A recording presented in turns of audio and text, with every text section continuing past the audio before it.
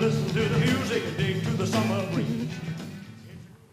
After tying the knot at 25 years young, family and friends began their quest to convince me to become a breeder. At every festive gathering, an inquiry was made on my womb status. My father called me on my birthday to tell me to freeze my eggs as a precaution. After graduation, all of my friends from college had been awarded MRS degrees. The name of the game now was fertility roulette. Becky did not understand why I was shocked when she tried to negotiate unprotected sex in exchange for holiday gifts. Of course, I have always preferred jewelry or a nice box of chocolates for Christmas. Did we have to fib to our husbands about birth control or pressure them into producing people? I loved our happy hours, but loathed the nonstop fertility talk. Work wasn't even a safe haven. A colleague rubbed my belly during a meeting and told me that I was pregnant. Sorry, Linda, that's just cake.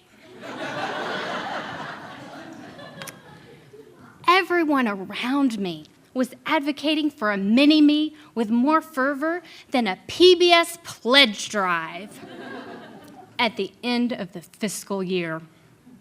Speeches on the glory of babies were given ad nauseum. Their fresh smell, their adorable smiles, how you can never love anything or anyone more than you do your own offspring. It's not that I didn't want kids. All I wanted was everything. I wanted to be a mom later, after I had become an exemplary wife with a stellar career. Having just wed, I was still learning to share my life and closet with another. I was doing a mediocre job at best. And husbands, unlike babies, can feed and dress themselves. How would I fare with a tiny creature who could not manage bowel movements independently and needed constant support for survival? And besides, our apartment was stationed above a Rastafarian drug dealer. He was nice enough, but the space was so small that we jokingly had visitors spin around in a circle when they requested a tour. Where would the baby go? The balcony? Finances were also a concern. Most of our money was allocated to student loan payments. The rest went to living expenses. As I continued to rotate around the sun, childless, our status began to improve. Our student debt was still mountainous, but the summit was in sight. I found my dream job, working as an institutional Lorax, helping drive sustainable change. We purchased a condo in a safe neighborhood. During this time, my husband caught the baby fever. His temperature for fatherhood was so high that I thought he might need to be hospitalized. He wanted a resident for our spare bedroom, which was currently just a resting ground for overindulgent party guests. He would kiss every baby he met. My inbox was a constant stream of pictures of baby animals from a nearby pond. While I had not chugged this big gulp-sized cup of Kool-Aid, I did feel ready to be a mom. I found myself smiling at babies when I was certain no one was looking. The new job came with an excellent health insurance package, so I decided to get things checked out. News from what should have been a standard well woman exam turned my heart into cannon fodder. Not only was my malfunctioning thyroid causing my hair to fall out and turning my skin into sandpaper, it had also broken my vagina. The husband took the news of my infertility like a boss. He scooped me up and reminded me that he loved me regardless. I knew this news was hard for him to swallow, but he never let it show. It is impossible to know how much you want something until you can no longer have it. After announcing to loved ones I would not be able to replicate the natural way, the prodding halted. We took advantage of our status as dinks and spent our funds on dinners and nice trips. Our bellies and schedules were full, but our home seemed empty. We considered adding a prefabricated child to the Svendsen household. Melissa, age 5, loves soccer. Devin, age 7, enjoys making new friends and is looking for his forever family. These are just 2 of the dozens of profiles of beautiful children I swooned over on the Texas Adoption Resource Exchange. Doctors are smart, but certainly not omniscient. You may have noticed that I am presently growing a child in my heart and in my uterus. Thank you. As soon as I found out, I found a new doctor. The first trimester sucked. Only being able to complain to my husband was a burden on both of us. He is a great listener, but was only pregnant with a food baby. He could not commiserate over symptoms such as breast tenderness or rectal bleeding.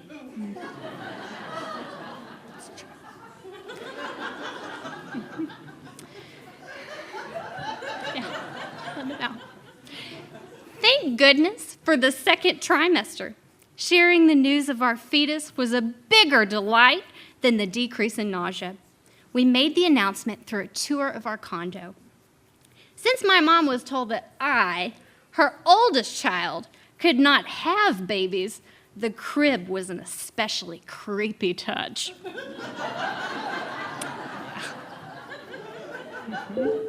After realizing, however, that the news was true, and we weren't just playing house with our teddy bears, the room was consumed by a joy-filled scream that I imagine can only be produced by expectant grandmothers. While my father did not shout, he had said he had decided he was going to be a grandfather 5 months before I got pregnant and had been refinishing my great-great-grandmother's rocking chair. Some people decided to take word of my bun in the oven as an opportunity to get their own experience off of their chest.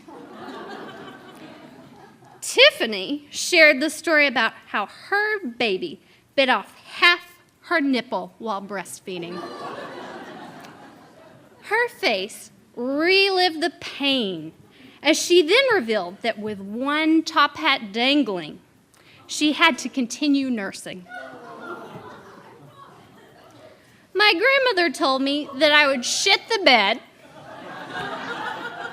and scream my head off after providing me with a play-by-play of her 12-hour delivery. I've heard all about diaper blowouts, breech births, and postpartum depression. Several friends have asked me if I'm worried about getting fat. No, actually. I'm more terrified about what will happen to my lady bits during and after birth. Thanks, Grandma. While most people actively terrify me, the husband reminds me that everyone comes from a pregnant woman. Yeah, you were. So it can't be that bad. He even pumps gas for me because as a paranoid environmentalist, I have fear of toxins absorbing into my skin and harming the baby. However, sometimes a difference of opinion arises. Initially, he pushed for a natural birth. I reminded him that when he had an ingrown toenail, he was given painkillers.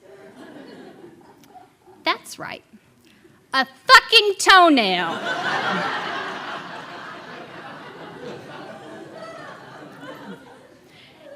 natural childbirth means having a baby in a hospital with an epidural, then yes, that's what I'm doing. If he's thinking I want to pop a person into our bathtub while a lady wearing a headscarf plays the bongos, think again. While pregnancy has challenged my digestive system and destroyed my boyish figure,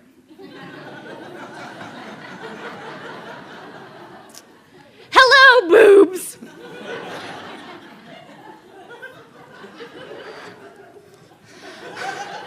I am ready to welcome all that motherhood has to offer. One day, I hope to add an adopted child to the mix, but for now, my time and energy will be devoted to this life. Bring on the fresh smells, the ripe smells, the adorable baby smiles, and the sleep-stealing cries. Even my grandmother closed her genital-crushing story by saying that upon meeting her babies, they were the most beautiful things she had ever seen. Being a great mom is probably out of my reach. My language and mood can rival the surliest sea captain. Coming from a long line of defrosters, pasta is the only dish I willingly cook. And it tends to be soggy on top and burnt on the bottom. But I can't wait to meet my son. He is the best surprise and already has all of my love.